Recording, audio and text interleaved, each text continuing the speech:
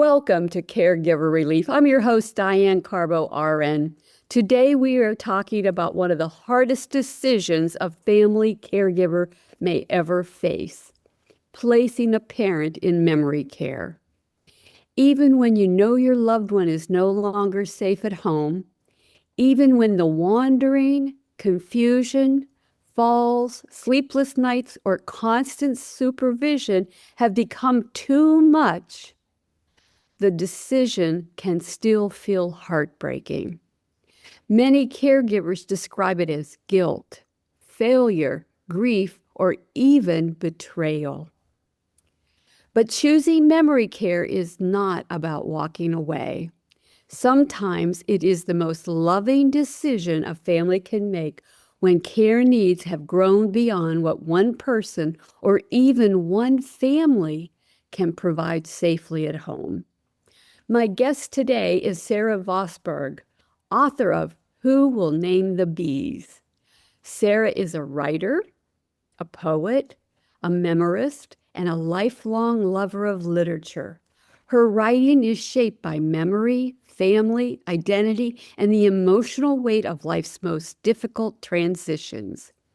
In this episode, Sarah shares the deeply personal experience behind making the hard choice to place a parent in memory care and the guilt that so often follows. We will talk about the grief of letting go of the caregiving role you thought you could carry forever, the emotional conflict families face, and how caregivers can begin to forgive themselves when safety, dignity, and care require a new setting.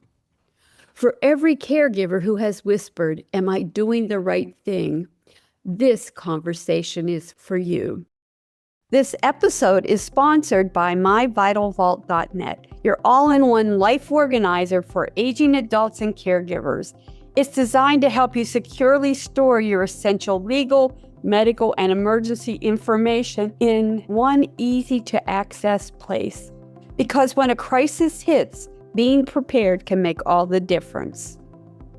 Join our Caregiver Relief community, a warm, welcoming space where you can connect with other caregivers, ask questions, share stories, and find support from people who truly understand. Visit community.caregiverrelief.com to join now, because caregiving is one of the hardest and most meaningful things you'll ever do, and no one should have to do it alone. And if this episode speaks to you, please take a moment to like, share, or comment. Every click helps us reach more caregivers who need encouragement, resources, and hope. Sarah, thank you so much for joining me today. I am excited. I love your memoir, Who Will Name the Bees? It's such a powerful title. What does it symbolize, and what inspired you to write that story? For starters, that particular story about naming the bees, or the whole thing? Okay. The whole thing. For starters, thank you for having me. It's an honor to be here, and I appreciate your listeners' time and so on in paying attention to this podcast. So there's that.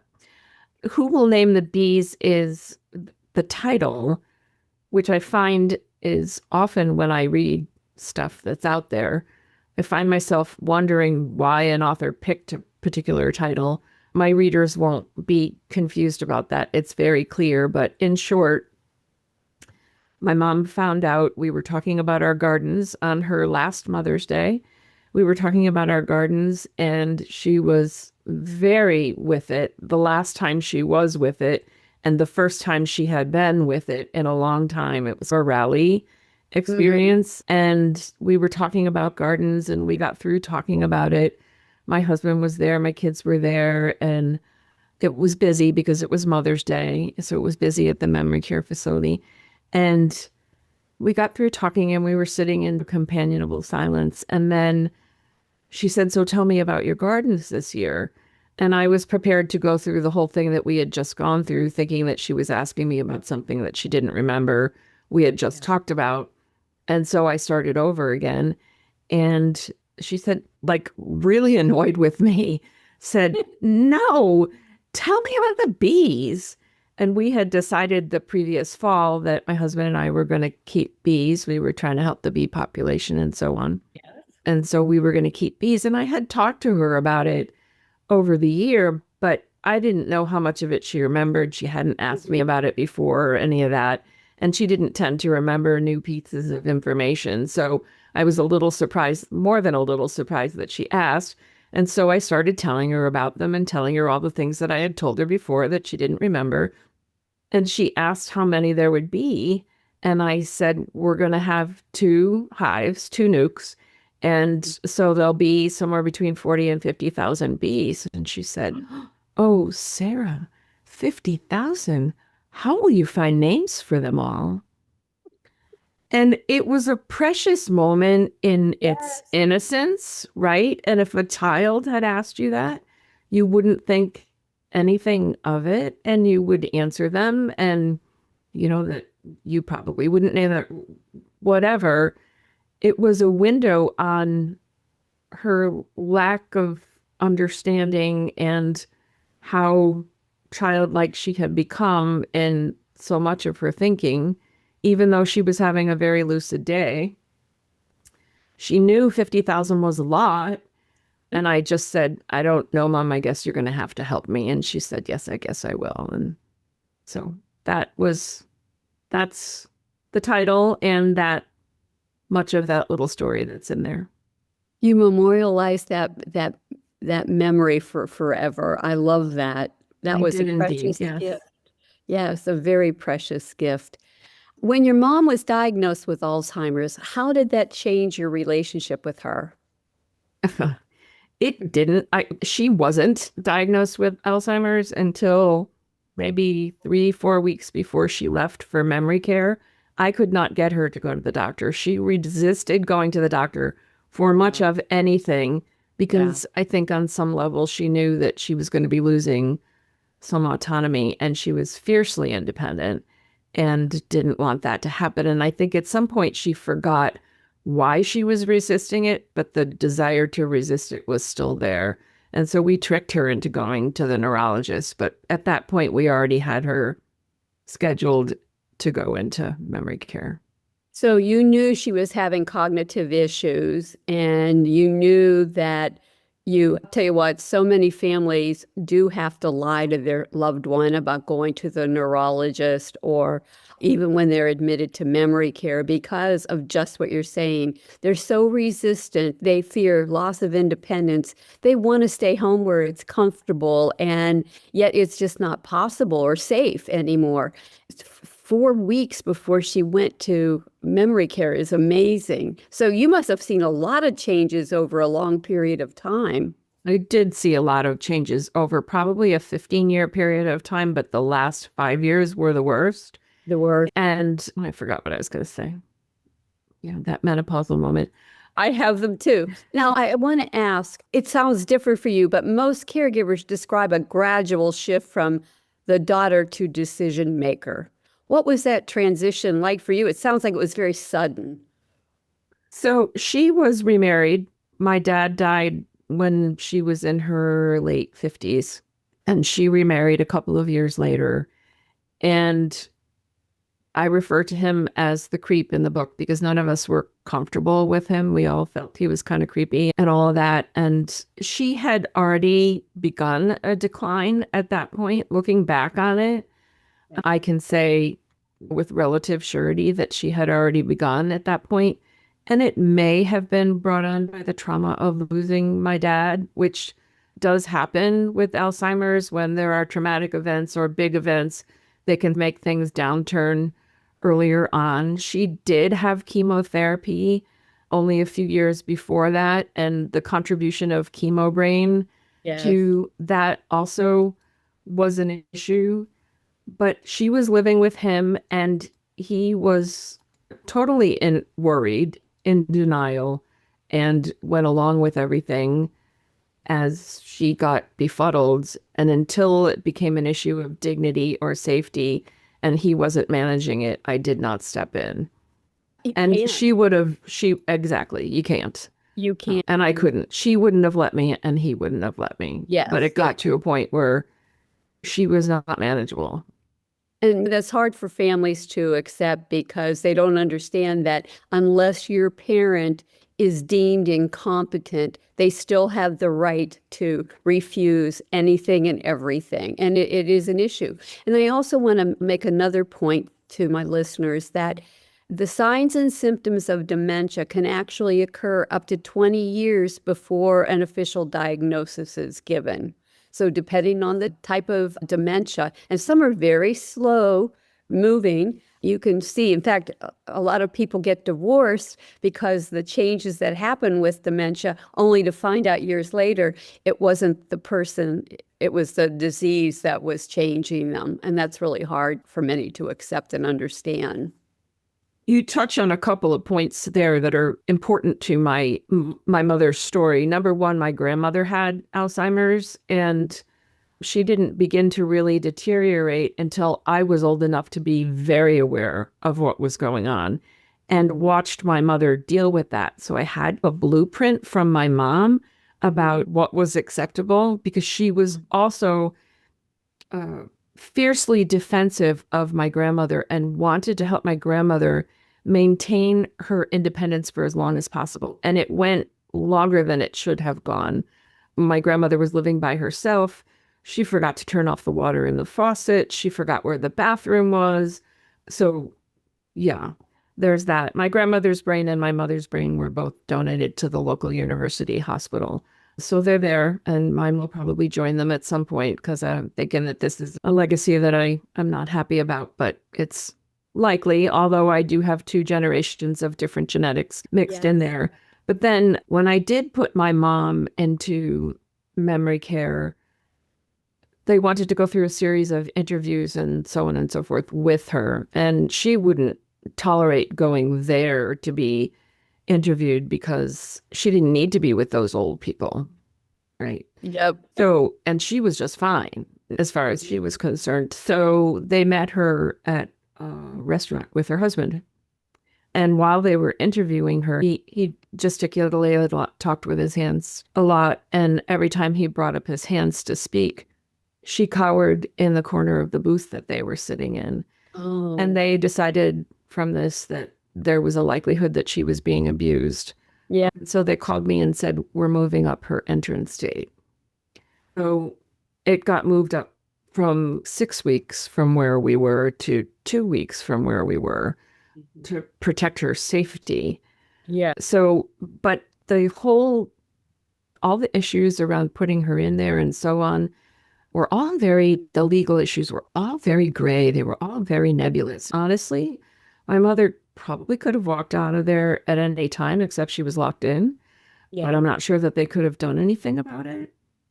But at one point, she became too difficult for them to manage. And there's a story in that too, and I will happily share it with you. But she was angry, and she wasn't particularly docile, and she was very independent. She didn't want to do what she needed to do when they told her to do it, and she didn't want to eat dinner when they ate dinner, and she didn't like what they had for dinner. And she wouldn't sit and watch TV. She never did that. For as long as I can remember, she never sat and watched a TV show from the beginning to the end. And so she just became difficult for them. And one morning it came to a head, and they ended up shipping her across town to the psychiatric Alzheimer's unit, which, if you think the Alzheimer's unit is challenging. Bad. I worked senior behavioral health. I know. Yeah, it's pretty awful. The older people with their noses pressed against the windows looking at the outside world where they will never be again. Yeah. And they have to all be shooed away from the door before it can be opened to let visitors in and stuff like that. It's really disheartening. So there's that. Happily, I will discuss those stories with you if you like. My mother, one of the things in this whole process, you watch them go in bits and pieces. Yes. And one of the things that my mother insisted on was driving. And I know a lot of people have this problem with their parents, and that they don't want to give up the ability to drive, and they don't want to give up the autonomy that goes with it. Bless my husband for paying attention, because I was so wrapped up in that situation, emotionally wrapped up in that situation. My mother was driving left on the road. I guess she thought she was in the UK or something. I don't know. But she was driving on the wrong side of the road. And if you told her she was driving on the wrong side of the road, oh my Lord, she would just tear you up one side and down the other. And she knew how to drive and so on. So we got to the point where we just said, oh, we're going the same place you are. Can we take you? Kind of thing, even though we were going way out of our way to pick her up. And so we did that. But there were a couple times that we mentioned maybe giving up her car. And she was like, you're not taking away my keys. You're not taking away my keys. You absolutely may not take away my keys. I'm not giving up my keys. It went on. And my husband finally realized that, I'm sorry.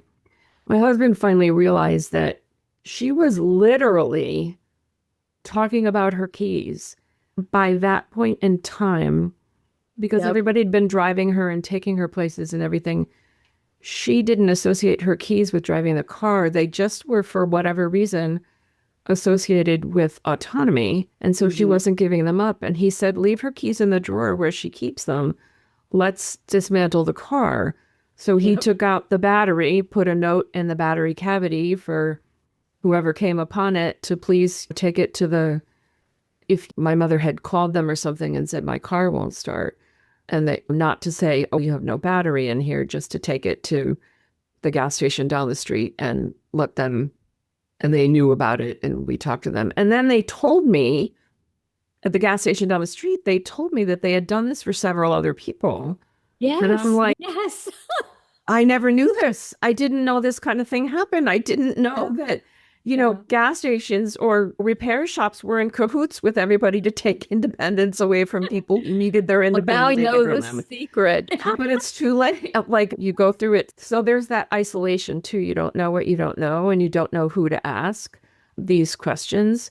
So anyway, when she got moved to that second facility, the one that was a psych facility, Alzheimer's psych unit, they put her on a 72-hour hold because she had been so difficult at the other place. And they put her on a 72-hour hold. And in less than 72 hours, they had her declared incompetent. They took care of the legality of every little piece. And I was stunned. Like, I had whiplash because I had been asking for help, apparently in all the wrong places. But I had been asking for help from the town social worker, from my church, from not the repair dude at the end of the street, but her doctor, her PCP, who said, oh, your mother's just lovely. Just offer to drive her places and don't worry about it.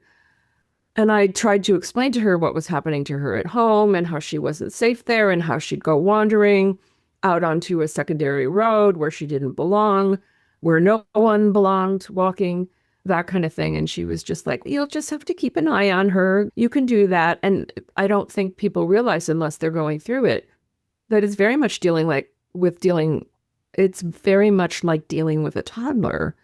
You have to have eyes on her all the time. Toddler, and one that can change their mood in a matter of a dime. On a dime, yes. What's sad is the first place the first memory care, and this happens all the time, they let you down. They try to have the patients or the residents in assisted living be according to their routine, and they don't are not flexible in any way. And if they could just let them have their own routine and consistent people caring for them, they wouldn't have those bad behaviors all the time. And that's one thing that you have to address.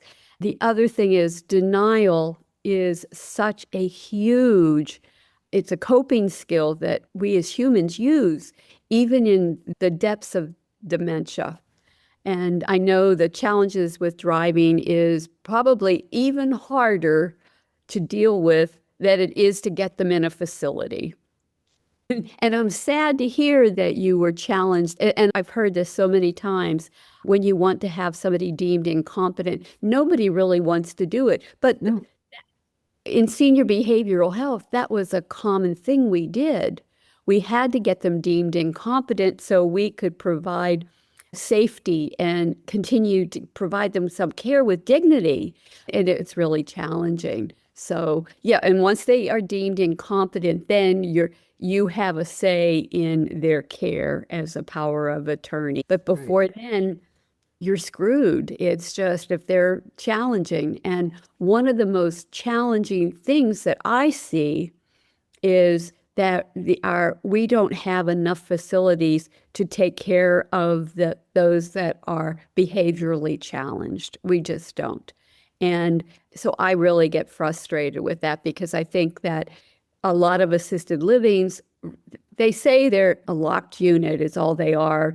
Many of the staff don't have behavioral skills or are trained in any way. And it's very frustrating. I know I was a DON of a very posh, upscale assisted living in our memory care. I made them have activities in the memory care unit, 24 hours a day. If somebody's up moving around, then there are people that don't want to watch TV. And I think that's offensive that they want you hit the nail their butt and watch TV. Yes. You hit the nail on the head. My mother hadn't slept well at night for a very long time, probably since I was in my late teens. She was always up, what my family referred to as soldiering around. And she'd get up and she'd do things. She'd get up and she'd be productive. Or if she was really tired, she would listen to music or something along those lines. But she always did it quietly and so on. And when she was in the assisted living memory care situation, they weren't interested in that. They wanted her to sleep at night. They wanted the unit quiet at night where everyone was sleeping from 9 o'clock to 7 o'clock the following morning or whatever the hours were that they wanted that. And my mother wouldn't do that. And one of the things that happened in that psych unit was they accepted that she soldiered around and they didn't care. And there was a sweet nurse that worked nights there who I met in the elevator one day, and she asked me where I was going and I told her, and she asked me who I had there and I told her. And she said, "Oh, I love your mother. I talk to her all the time at night. She always comes out and visits me. She doesn't sleep much." There you go. And so it wasn't until she was there under those circumstances that she was able to follow her own schedule. Yeah, yes. And I want you to know that assisted living is based on a social model, not a medical model. So the people that are receiving care are supposed to be able to direct the people on what their care should be. And that doesn't occur in assisted living. I find it highly offensive and it makes me crazy because in the middle stages of dementia, many have sundowning and they don't sleep. It's a sleep disorder. So what do? You should offer music, calming music, dimmed lighting. If they want to play cards or they want to play a game, help them. Give them something to do. I used to make my staff take laundry baskets for the little old ladies and men that would get up at night, fold clothes. They would fold towels, and I would tell my staff, once they fold them, you unfold them and put them back in the basket so they keep busy. And it kept people busy. And another one, a family was very offended when their mama loved to clean.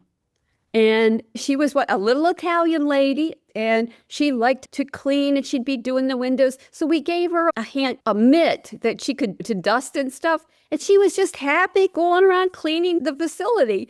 And they were offended, but she was so happy. And it met her needs and kept her from having bad behaviors.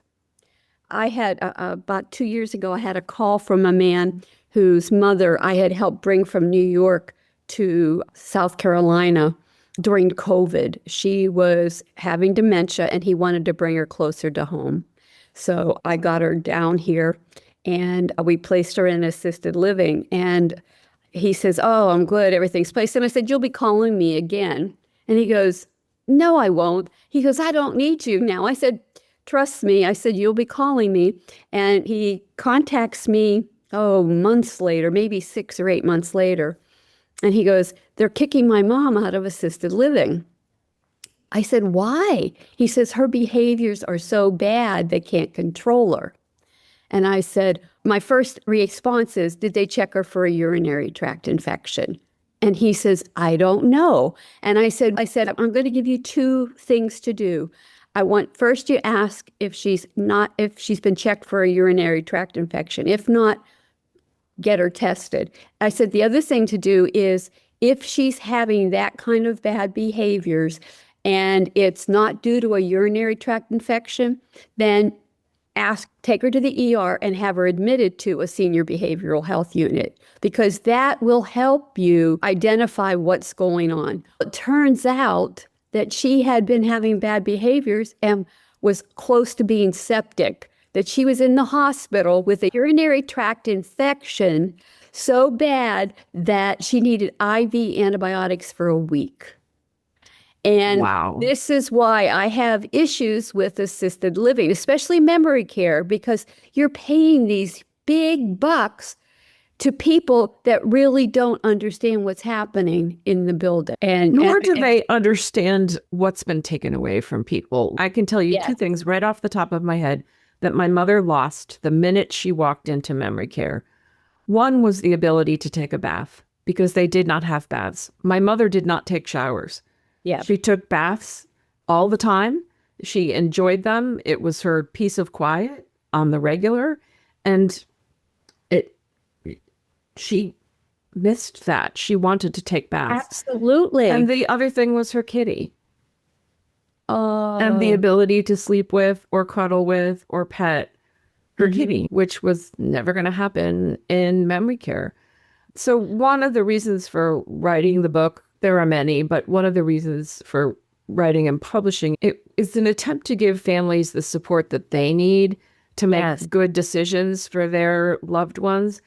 yes. To not feel so alone, because I felt very alone in this process, especially reaching out for help and not getting it. And then to feel validated in the decisions that they make, knowing Yes. that they've done the best they can with the information that they have and the services available to them. I want to tell my listeners, if you have a family member like your mom that loves kitties or loves dogs, they do have robo creatures now that look very real, and you don't have to worry about potty training them or anything. And it's a good replacement for somebody with dementia, because a lot of them people get offended when you say baby doll therapy. When they retreat back to their younger days, they want to nurture, they want something to love, whether it's a baby or a pet. It doesn't matter as long as they have something that comforts them. And that's really important, I think. Now, what advice would you give to caregivers who are struggling with making this decision right now? To be relentless in their reaching out, to Yeah. find a support group. And that support, it doesn't need to be a formal support group. My husband and my besties supported me every step of the way through this, and I couldn't have done it without them. A lot of it, while I can't say that I was in denial because I was accepting of what was happening to her, I also couldn't think about it. The tears were very infrequent, and they were more often out of frustration for not being able to get her, for her not being cared for the way I romantically thought she should be cared for, which I couldn't do. So there's that. There's the other side of that. I can't do this anymore. I can't help you through this. Someone else is going to do it, but I only want it done the way I think it should be done. So there's two sides to that coin. And you're So- also grieving the loss of your relationship with your mother and the loss of, as you said, you romanticize what life will be, and you think, well, she's going to go off into the wilderness and live happily ever after, and it doesn't happen that or way. sit in a rocking chair in my kitchen and talk Yes. to me while I'm cooking, which my mother Yes. wouldn't do, just like she wouldn't watch TV. Yes. It wasn't realistic. Helping people understand what it's all about, doing your research ahead of time, talking to your loved one before they may go downhill about what they may want and so on. Like when they're still really rational, to be able to say, and I know there are plenty of situations where parents have said to adult children, oh, don't ever put me in a place like that, or don't ever do that. And that's a whole nother ball of wax. My mother was in great denial about what was happening to her, so she never acknowledged that anything was happening. So we never had those conversations. Because much of the caregiver down. guilt I see happening is families make the promise, don't worry, Mom, we'll never put you in a nursing home. We won't put you in memory care. We're going to keep you home until you pass. And I can tell you right now, I have an elder care communication course, and one of the lessons is making promises. Because when you make promises like that, you don't know what you're promising, what you're saying, because as dementia continues on and they start losing more and more of their skills, they could become aggressive, they could become abusive, they could become sexually inappropriate, they could become harmful to themselves or others. There's so many things that you don't consider. And families don't even consider that incontinence and cleaning them up is something, like you said, your mom couldn't find the bathroom. I can't tell you how many times, I'm going to be bad here, how many times I found a man in dementia care watering a tree. Sure. You know, And like I had said before, my mom was living at home with her second husband, and this was a long process for her, little bits and pieces at a time. But one of the seminal events was that I knew she wasn't safe at home was that he wanted to be independent in his day. Also, he didn't want to be watching her like a toddler, right? Yeah. So she went to walk down the highway and he didn't know she was missing. She had breast cancer and had surgery, and he was feeding her leftover Big Macs from the refrigerator. That might be high food. That's not sick food. So those kinds of things. And then I can tell a graphic story without being too graphic, I think. There was one morning that just before she went into memory care, she was already slated to go in. It was in that 2-week period after the meeting at the restaurant. And I had called the house just to talk to her, which I did every morning. And he answered the phone and he was very hoarse. And I asked after him because I was absolutely not rude to him under any circumstances, even though we weren't really fond of him. But this story that I'm going to tell you, there are other stories like this, some of them worse. Absolutely. So I said, "Are you okay? Do you have a cold or something? Do you need some help with my mom?" So on and so forth. And he said, "No, I'm hoarse because I was up all night yelling at her." Oh. What? You were up all night yelling at my mother who can't have 3 exchanges in a conversation on the same topic? You were yelling at her? I'm like, "What are you talking about?" He said, "I had to set her straight, but it was worth it because we had great makeup sex this morning." Oh, yeah. And Diane, we're talking about consent here. Yeah. I was so grateful at that point that she was going into memory care. And as unhappy as I was with memory care, I at least knew that was unlikely to be happening, or at least we can all hope that. There are other stories like that in the book that indicate issues with her safety and her dignity and her sense of self and so on that were disturbing. Yeah. I've heard stories like this so much, and I've even had family members call. You have to maintain that line of communications. And if you scream and yell at him and tell him what a jerk he is and he's an abuser and all this and that, you close the door to him ever letting you back in to see your mom. And he has the right to do that. So you have to bite your tongue and be pleasant. And that is exactly what I did under duress. Under duress, absolutely. My reaction would be to reach through the phone and pull him through it and choke him. But you can't. And I also had a situation where my dad was dying of cancer, but my stepmother was very controlling, and it was very hard for me because I knew what my dad needed, and she didn't have any healthcare experience, and she just told me I didn't know what I was talking about. And I just did what I had to do to be able to oversee my dad's care. And that wasn't even with dementia involved, but I understand with dementia, it's so much more strained. I've had families call about adult protective services, and adult protective services, they'll go in and they'll overlook things and say, "Oh, they're fine. We can't do anything." So it's like a wasted visit. So I know families get so frustrated, and I couldn't even get adult protective services to, yeah, there wasn't a whole lot of elder care adult stuff going on at the time. yeah. Your story touches on complicated family dynamics and past traumas. But honestly, everybody's got a story to tell like that with some sort of complication, right? Whether it's that Absolutely. I'm an only child, there were friends of mine who said to me, "You're so lucky because you don't have to get everybody in the family to agree about what you're going to do about your mom," although I had to put up with the creep. But there are all kinds of complications when this sort of thing happens, and you get the out of town sibling who comes in and thinks that they know how to manage every little thing that's going on, and the other siblings get angry and so on. So there's always dynamic, and the Alzheimer's just exacerbates the whole thing. Yeah, it does. And I will tell you right now, there's always uninvolved siblings and extended family members that are judgmental and even abusive to the primary caregiver, and they don't want to be involved in the care. They just want to tell you what they think you're doing wrong or what you should be doing, and they won't support you or help you in any way. And then, but when the person dies, oh my Lord, I will tell you right now, They're right there with their hand out.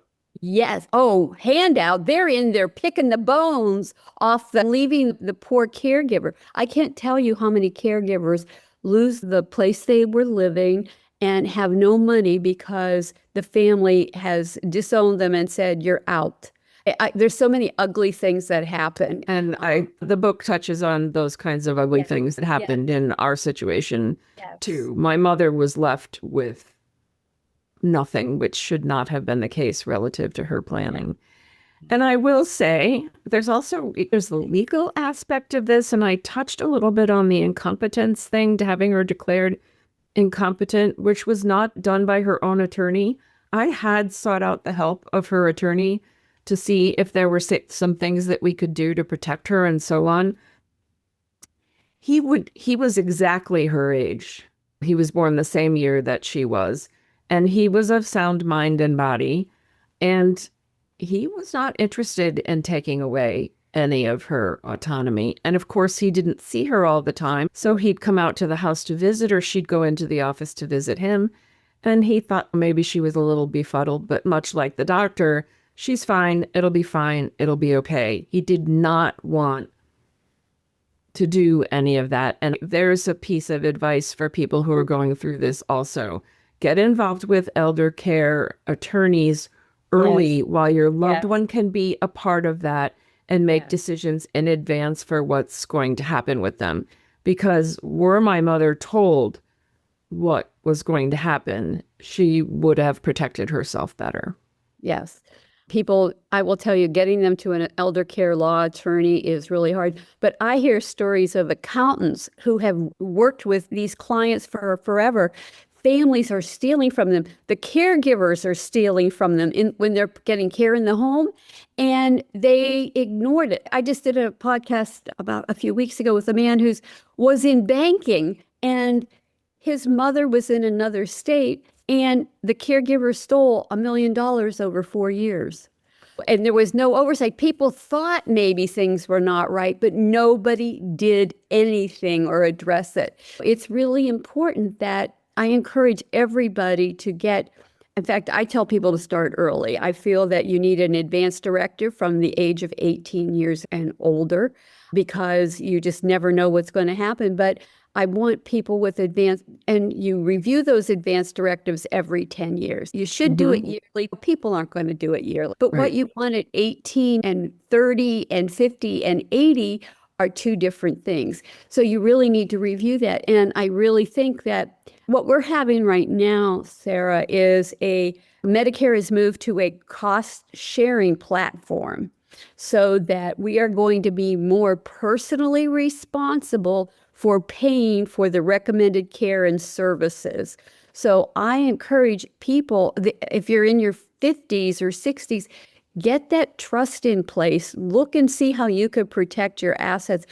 Get a will in place. Put things in place so that you can protect yourself as you get older because you don't know what evil lurks out there and how you may not be in a situation to protect yourself.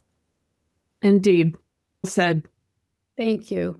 You beautifully explored both the fragility and power of memory.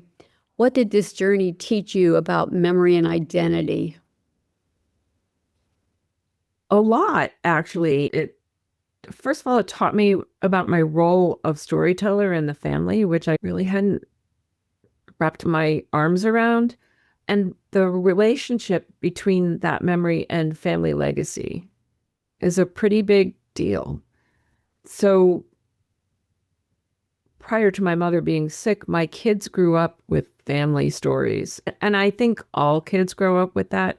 But I was very mindful about what I said. And when I told the stories, I told them over and over again in the same way and so on. So many of those stories are in the book. There's plenty more where those came from. But yeah, it really got me in touch with that role as the storyteller, the family storyteller, but also with how that storytelling is ever so much a legacy. And I think you don't think about that I didn't think about it till all was said and done. I want to point out to you that we have at the Smithsonian, there's an organization called StoryCorps. And yes, I'm familiar with StoryCorps. Are you? And I just wanted to say, you're writing your stories down. God bless you. It's such beautifully written, but people can actually tell their stories on audio even. I encourage anybody who has a family member with dementia to start asking them questions early on about their life, or get photos out and say, tell me about this, and and record them, because StoryCorps saves those for future. Yes, they do. Generations. And I love that. They used to be on NPR. I don't know if they still are. They used to be on NPR every morning, once a week. Yeah, I want to say it was Mondays, but I'm not sure. See them. I watch PBS on weekends for my favorite shows, and I'm getting to be such a nerd in my old age. I like quality TV.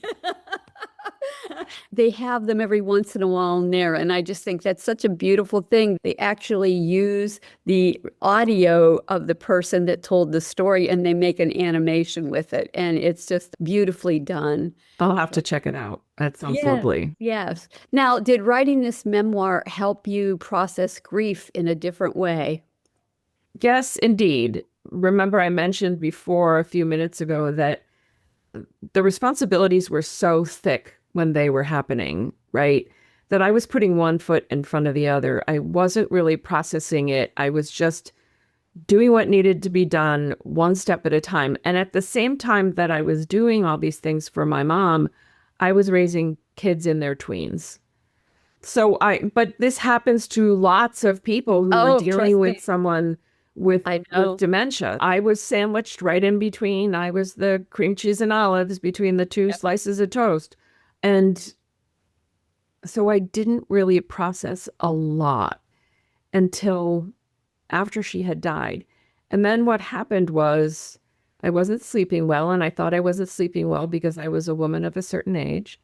Yes. And I'm sure you can relate.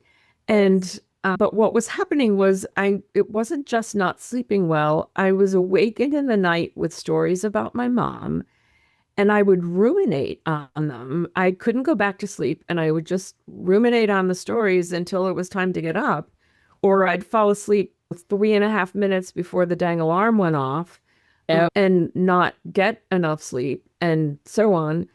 My husband finally said to me, would it be better if you wrote it down? Yes. And then I was futzing and fuddling around with paper and a pencil on my night table in the middle of the night, and you got to turn on the light and blah, blah, blah, blah, blah. And so he just quietly, bless his sweetheart, quietly measured my night table for a piece of glass to put on the top. And got the glass to go on the top, put it on there, handed me a Sharpie and said, use the Sharpie, write it on it happens to be white, so off-white. The Sharpie stood out against the white of the top of the table. And I'd get up first of all, I would do that. And I didn't need a lot of light to write with a big Sharpie, right? Yeah. So there was enough ambient light for me to be able to get down words, phrases, whatever, to remind me in the morning or whenever I wanted to be reminded of it, to do something with the story. So that's how a lot of the stories came about. And I would take a picture in the morning of what I had written overnight and then clean it off with alcohol, and it was available for the next time I did that. So that was how I processed everything that had gone on. And that is largely how I processed, but it was after she died. I wasn't in denial about it. I was in hyper focus about let's do the right thing. Let's take care of her. And like you said about the memory care thing, I got so annoyed. Like when she was home before memory care, I would get calls all the time from her husband about, she's doing this, she's doing that. Please make her do this or that. I wasn't going to make my mother do anything when she was in her right mind and when she wasn't. So there was that. But then she was in memory care and I was still getting those phone calls. You have to tell your mother that she needs to sleep at night. No, no. Oh, No, you have to tell your mother that she failed you. yeah, Miserably. yeah. You have to tell your mother that she has to watch TV. You have to tell your mother that she can't talk to the nurses. Why can't she talk to the nurses? Isn't she their job? That's right. You know what makes me crazy about that, makes my head explode, is that it's a dementia unit. People with dementia have sleeping disorders. They have different behaviors. The fact that they want them to sleep, that they should have been reported. They were not a memory care unit at all. They were just a locked unit saying that did memory care, which I see everywhere. And there's a big difference. So yeah, a good memory care will have the same staff, allow the patient to sleep in and have breakfast later, accommodate their needs. So what if you have to put it in the refrigerator on the unit and heat it up in the microwave later? It's okay. Have activities during the day. Every patient, if they love music, should have a music playlist that you can put in their headphones or on headphones or earbuds so that they have music they enjoy, because it can be calming and enjoyable to them. But it has to be from their time, the time when they were younger and whatever they like to listen to. There's so many things that a good memory care should do, but is not doing. So they really did fail you, and I'm sorry for that. But I didn't know enough to do the kind of research that would have been necessary to find all that out. That's also in part my ignorance, and hopefully people will learn from the book to yes. Well, 99.9 or your podcast to understand that there are these things that should happen and can happen. And having a playlist that's just not a difficult thing. No, it's not. And and it's affordable, but the memory care units, they really don't give the families a chance to explain. I want a person-centered care profile. I want people to know what they like to eat, what they like to do, who their favorite people in their lives were, talk about things so that you have a person-centered profile is you're talking to them as an individual and not as a patient. They wanted her to be a little soldier. Be a soldier and get in line. And in memory care, that's unrealistic and just cruel. It's just cruel. And it just shows me that the aides that were working that unit were very lazy, and the administration, I guess, in order to keep them, allowed them to get away with it. I don't know. But what role did forgiveness or reconciliation play in your journey? The person I needed to forgive was myself. Yes. For making the decisions that I made and taking the autonomy away from her and not knowing all the things that I needed to know when I needed to know them. So there's that. And it's an amateur business. It's an amateur business raising children. It's an amateur business becoming a parent to your adult parent.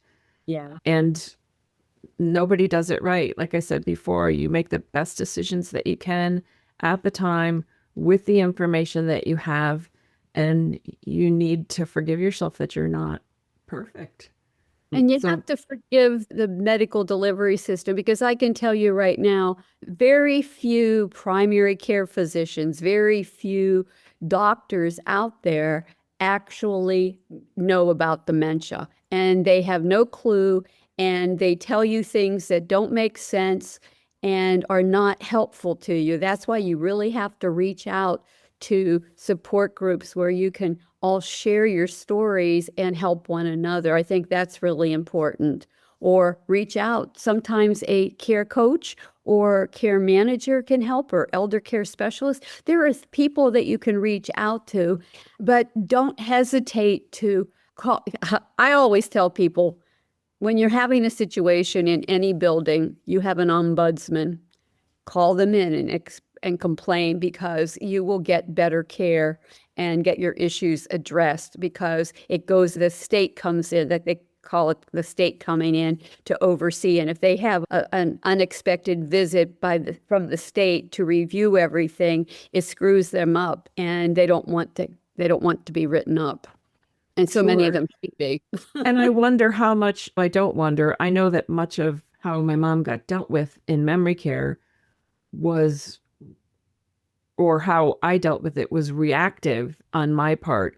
I didn't realize that there was the opportunity to be proactive. Yes. And I didn't know the questions to ask. And I didn't know to say, please do this or this with or for her. Or that there were ombudsmen there that could help out, and so on. If your listeners learn some of those things, I think it will go a long way. I do wonder a lot about what would have happened had I been better informed. I always encourage people to make the administrator of the facility your best friend. Let them know you're there, you're checking on them all the time.